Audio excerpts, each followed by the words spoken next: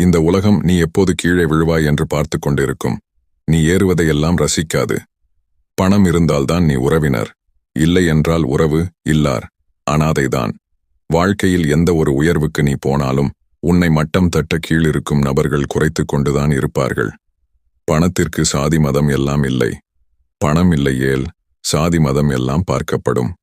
நீ ஒரு வேலையில் இருக்கும்போது வேலை இல்லாத நண்பன் போன் செய்தால் ஒரு தடவை நீ யோசிக்கத்தான் செய்வாய்.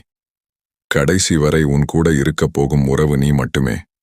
உன் மேல் எந்த எதிர்பார்ப்பும் இல்லாமல் அன்பு செலுத்தப் போவது உன் பெற்றோர் மட்டுமே. நாம் முன்னேறுவதை பார்த்து பொறாமைப்படும் கூட்டமே இங்கு ஜாஸ்தி.